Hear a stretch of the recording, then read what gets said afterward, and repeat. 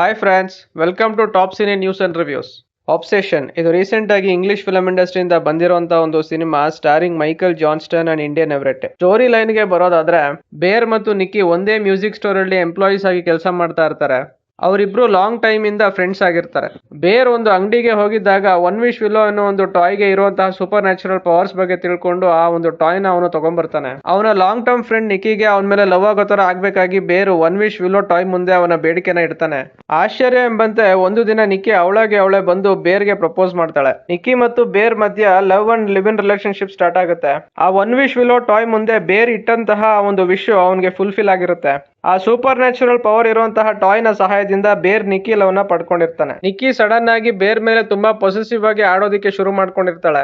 ದಿನಗಳು ಕಳೆದಂತೆ ನಿಕ್ಕಿ ವಿಚಿತ್ರವಾಗಿ ಆಡ್ತಾ ಇರ್ತಾಳೆ. ನಿಖಿಳ ಈ ನಡವಳಿಕೆಗಳಿಂದ ಬೇರು ತುಂಬಾ ಪ್ರಾಬ್ಲಮ್ಸ್ ನ ಅನುಭವಿಸ್ತಾ ಇರ್ತಾನೆ. ನಿಖಿಳ ವಿಚಿತ್ರವಾದ ನಡವಳಿಕೆಗಳ ಹಿಂದೆ ಇರುವಂತಹ ನಿಜವಾದ ಕಾರಣನ ಕಂಡುಹಿಡಿದು ಬೇರು ತನ್ನ ಮತ್ತು ನಿಖಿಳನ್ನು ಆ ಸಮಸ್ಯೆಗಳಿಂದ ಆಚೆ ತರಕ್ಕಾಗುತ್ತೋ ಇಲ್ವೋ ಅನ್ನೋದೇ ಈ ಒಂದು ಫಿಲಂ ನ main plot. Positives and negatives ಗೆ ಬರೋದಾದ್ರೆ, ಮೈಕೆಲ್ ಜಾನ್ಸ್ಟನ್ ಆಸ್ ಬೇರ್ ಈ ಫಿಲಮ್ ಅಲ್ಲಿ ಅವ್ರ ಆಕ್ಟಿಂಗ್ ತುಂಬಾ ನ್ಯಾಚುರಲ್ ಆಗಿ ಬಂದಿದೆ. ಸ್ಟಾರ್ಟಿಂಗ್ ಇಂದ ಎಂಡಿಂಗ್ ವರೆಗೂ ನೆಕ್ಸ್ಟ್ ಲೆವೆಲ್ ಪರ್ಫಾರ್ಮೆನ್ಸ್ ಅಂತಾನೆ ಹೇಳ್ಬೋದು. ಇಂಡಿಯನ್ ಎವರೆಟ್ ಆಸ್ ನಿಕ್ಕಿ ಈ ಒಂದು ಫಿಲಮ್ ಅಲ್ಲಿ ಅವ್ರದ್ದು challenging character, especially second half ಅಲ್ಲಿ ಅವರ ಪರ್ಫಾರ್ಮೆನ್ಸ್ ನೆಕ್ಸ್ಟ್ ಲೆವೆಲ್ ಅಲ್ಲೇ ಬಂದಿದೆ.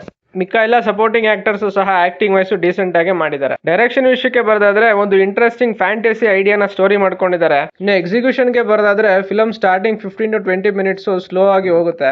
ನಿಕ್ಕಿಗೆ ಇರುವಂತಹ ವಿಚಿತ್ರವಾದ ಸಮಸ್ಯೆ ಒಂದೊಂದಾಗಿ ರಿವೀಲ್ ಮಾಡ್ತಾ ಹೋಗ್ತಾರೆ. ಇದರಿಂದಾಗಿ ಫಿಲಂ ಇಂಟ್ರೆಸ್ಟಿಂಗ್ ಆಗೋಕೆ ಶುರು ಆಗುತ್ತೆ. ಆದ್ರೂ ಫಸ್ಟ್ ಹಾಫ್ ಅಲ್ಲಿ ಥ್ರಿಲ್ಲಿಂಗ್ ಮೂಮೆಂಟ್ಸ್ ಮಿಸ್ ಆಗಿದೆ. ಇಂಟರ್ವಲ್ ಗೆ ಮುಂಚೆ ಬರುವಂತಹ 10 to 15 ಮಿನಿಟ್ಸ್ ಪೋರ್ಷನ್ಸ್ ಬಿಟ್ರೆ ನನಗೆ ಫಸ್ಟ್ ಹಾಫ್ ಅಲ್ಲಿ ಇನ್ನೇನು ಸಹ ಎಂಗೇಜಿಂಗ್ ಅಂತ ಅನಿಸ್ಲಿಲ್ಲ. ಸೆಕೆಂಡ್ ಹಾಫ್ ಅಲ್ಲಿ ಸಡನ್ ಆಗಿ ಎಂಟರ್ಟೈನ್ಮೆಂಟ್ ಇಂಡೆಕ್ಸ್ ಫಸ್ಟ್ ಗೇರ್ ಇಂದ ಫೋರ್ತ್ ಗೇರ್ ಗೆ ಶಿಫ್ಟ್ ಆಗುತ್ತೆ. ಪ್ರತಿಯೊಂದು scene edge of the seat thriller experience ಕೊಡುತ್ತೆ. ಸೆಕೆಂಡ್ ಹಾಫ್ ಅಲ್ಲಿ ಬರುವಂತಹ ಟ್ವಿಸ್ಟ್ ಅಂಡ್ ಟರ್ನ್ಸ್ ಮತ್ತೆ ಕ್ಲೈಮ್ಯಾಕ್ಸ್ ಅಲ್ಲಿ ಫಿಲಂ ನ ಎಂಡ್ ಮಾಡಿರುವಂತಹ ರೀತಿ ನಾನು ಎಕ್ಸ್ಪೆಕ್ಟ್ ಮಾಡಿರ್ಲಿಲ್ಲ. ನೆಕ್ಸ್ಟ್ ಲೆವೆಲ್ ಅಲ್ಲೇ ಬಂದಿದೆ. ನನಗೆ ಅದು ವರ್ಕ್ ಆಯ್ತು. ಓವರ್ ಆಲ್ ಆಗಿ ನನಗೆ ಒಂದು ಫಿಲಂ ಸ್ಯಾಟಿಸ್ಫ್ಯಾಕ್ಷನ್ ಕೊಡ್ತು.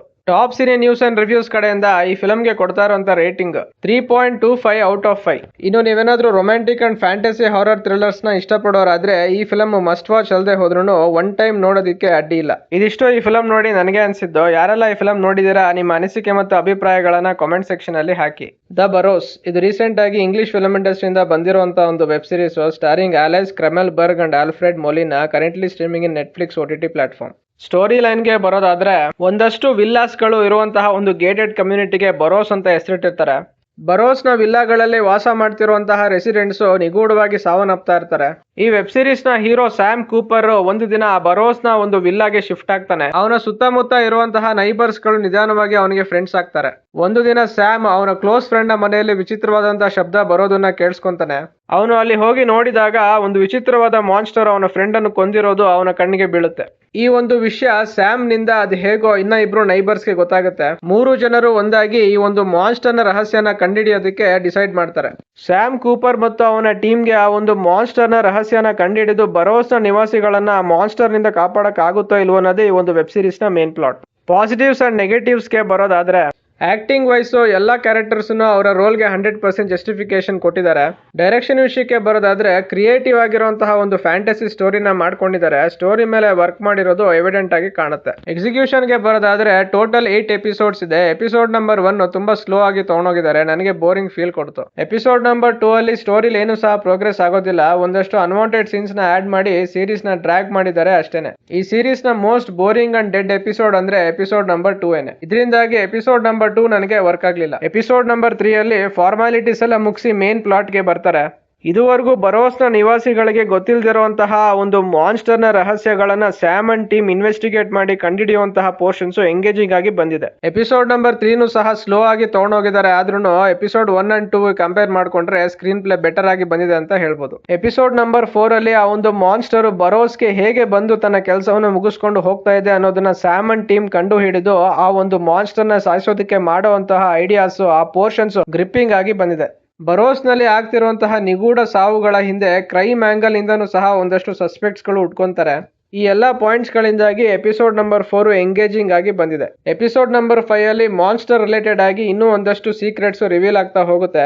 3 ಜನ ಇದ್ದಂತಹ ಸ್ಯಾಮ್ ಅಂಡ್ ಟೀಮ್ಗೆ ಈಗ ಇನ್ನ 3 ಜನ ಸೇರ್ಕೊಂತಾರೆ. ಸೊ ಟೋಟಲ್ ಇವಾಗ 6 ಜನ ಟೀಮ್ ಆಗ್ತಾರೆ. ಸೀರೀಸ್ ಅಲ್ಲಿ ನೆಕ್ಸ್ಟ್ ಏನಾಗ್ಬೋದು ಅಂತ ಆಡಿಯನ್ಸ್ ಗೆಸ್ ಮಾಡುವಂತ ಲೆವೆಲ್ಗೆ ಈ ಎಪಿಸೋಡ್ ಅಲ್ಲಿ ಕ್ಯೂರಿಯಾಸಿಟಿನ ಬಿಲ್ಡ್ ಮಾಡ್ಕೊಂಡು ಹೋಗಿದ್ದಾರೆ. ಇದರಿಂದಾಗಿ ಈ ಎಪಿಸೋಡ್ ಗ್ರಿಪ್ಪಿಂಗ್ ಆಗಿ ಬಂದಿದೆ. ನನಗೆ ಎಪಿಸೋಡ್ ನಂಬರ್ 5 ವರ್ಕ್ ಆಯ್ತು. ಎಪಿಸೋಡ್ ನಂಬರ್ 6 ಅಲ್ಲಿ series completely unexpected twist and turns ತಗೊಳುತ್ತೆ. ಸ್ಟೋರಿ ಇನ್ನು ಇಂಟ್ರೆಸ್ಟಿಂಗ್ ಆಗ್ತಾ ಹೋಗುತ್ತೆ. ಎಸ್ಪೆಷಲಿ ಈ ಒಂದು ಎಪಿಸೋಡ್ ಎಂಡಿಂಗ್ ಅಲ್ಲಿ ಸ್ಯಾಮ್ ಕ್ಯಾರೆಕ್ಟರ್ ರಿಲೇಟೆಡ್ ಆಗಿ ಬರುವಂತಹ ಒಂದು ಪೋರ್ಷನ್ಸ್ ನನಗೆ edge of the seat thriller experience ಕೊಡ್ತು. ಎಪಿಸೋಡ್ ನಂಬರ್ 6 ಕೂಡ ನನಗೆ ವರ್ಕ್ ಆಯ್ತು. ಎಪಿಸೋಡ್ ನಂಬರ್ 7 ಅಲ್ಲಿ ಎಡ್ವರ್ಡ್ ಕ್ಯಾರೆಕ್ಟರ್ ರಿಲೇಟೆಡ್ ಆಗಿ ರಿವೀಲ್ ಆಗುವಂತಹ ಒಂದು ಸಸ್ಪೆನ್ಸ್ ಮತ್ತೆ ಸ್ಯಾಮ್ ಅಂಡ್ ಟೀಮ್ ಆ ಮ್ಯಾನರ್ ಇಂದ ಎಸ್ಕೇಪ್ ಆಗುವಂತಹ ಒಂದು ಸೀಕ್ವೆನ್ಸಸ್ ಎರಡೂ ಮೇಜರ್ ಹೈಲೈಟ್ ಆಗಿದೆ. ಈ ಎಪಿಸೋಡ್ ಸಹ ಎಂಗೇಜಿಂಗ್ ಆಗಿ ಬಂದಿದೆ. ನನಗೆ ಎಪಿಸೋಡ್ ನಂಬರ್ 7 ಕೂಡ ವರ್ಕ್ ಆಯ್ತು. ಎಪಿಸೋಡ್ ನಂಬರ್ 8 ಅಲ್ಲಿ ಬರೋಸ್ ನ ಓನರ್ ಬ್ರೇನ್ ಶಾನ ಗ್ಯಾಂಗ್ ಮತ್ತು ಸ್ಯಾಮ್ ಕೂಪರ್ ನ ಟೀಮ್ ಗಳ ಮಧ್ಯೆ ನಡೆಯುವಂತಹ ಟಾಮ್ ಅಂಡ್ ಜೆರಿ ಆಟ ನನಗೆ edge of the seat thriller experience ಕೊಡ್ತು. ಎಪಿಸೋಡ್ ನಂಬರ್ 8 ಕೂಡ ನನಗೆ ವರ್ಕ್ ಆಯ್ತು. ಎಪಿಸೋಡ್ಸ್ 1 to 4 ಅಲ್ಲಿ ಸ್ಕ್ರೀನ್ ಪ್ಲೇ ಸ್ಲೋ ಆಗಿ ತಗೊಂಡೋಗಿದ್ದಾರೆ ಅನ್ನೋದೊಂದು ಬಿಟ್ರೆ ಎಪಿಸೋಡ್ಸ್ 5 to 8 ಅಲ್ಲಿ ಎಂಟರ್ಟೈನ್ಮೆಂಟ್ ಇಂಡೆಕ್ಸ್ ಪ್ರತಿಯೊಂದು ಎಪಿಸೋಡ್ ಆದ್ಮೇಲೂ ಇಂಪ್ರೂವ್ ಆಗ್ತಾನೆ ಹೋಗುತ್ತೆ. ಓವರ್ ಆಲ್ ಆಗಿ ನನಗೆ ಒಂದು ವೆಬ್ ಸೀರೀಸ್ ಸ್ಯಾಟಿಸ್ಫ್ಯಾಕ್ಷನ್ ಕೊಡ್ತು. Top cine news and reviews ಕಡೆಯಿಂದ ಈ ವೆಬ್ ಸೀರೀಸ್ಗೆ ಕೊಡ್ತಾ ಇರುವಂತ ರೇಟಿಂಗ್ 3.5 ಔಟ್ ಆಫ್ 5. ನೀವೇನಾದ್ರೂ ಲಾಜಿಕ್ ಗಳ ಬಗ್ಗೆ ಜಾಸ್ತಿ ಯೋಚನೆ ಮಾಡದೆ ಫ್ಯಾಂಟಸಿ ಥ್ರಿಲ್ಲರ್ ವೆಬ್ ಸೀರೀಸ್ ನ ಇಷ್ಟಪಡೋರಾದ್ರೆ ಈ ವೆಬ್ ಸೀರೀಸ್ ನಿಮ್ಗೆ ಮಸ್ಟ್ ವಾಚ್. ಇದಿಷ್ಟು ವೆಬ್ ಸೀರೀಸ್ ನೋಡಿ ನನಗೆ ಅನ್ಸಿದ್ದು. ಯಾರೆಲ್ಲ ಈ ವೆಬ್ ಸೀರೀಸ್ ನೋಡಿದಿರಾ ನಿಮ್ಮ ಅನಿಸಿಕೆ ಮತ್ತು ಅಭಿಪ್ರಾಯಗಳನ್ನ ಕಾಮೆಂಟ್ ಸೆಕ್ಷನ್ ಅಲ್ಲಿ ಹಾಕಿ. ಈ ರಿವ್ಯೂಗಳು ನಿಮಗೆ ಇಷ್ಟ ಆಗಿದ್ರೆ ಲೈಕ್, ಶೇರ್ ಅಂಡ್ ಸಬ್ಸ್ಕ್ರೈಬ್ ಮಾಡಿ. ಸಿಗೋಣ ನೆಕ್ಸ್ಟ್ ವಿಡಿಯೋದಲ್ಲಿ. Thank you.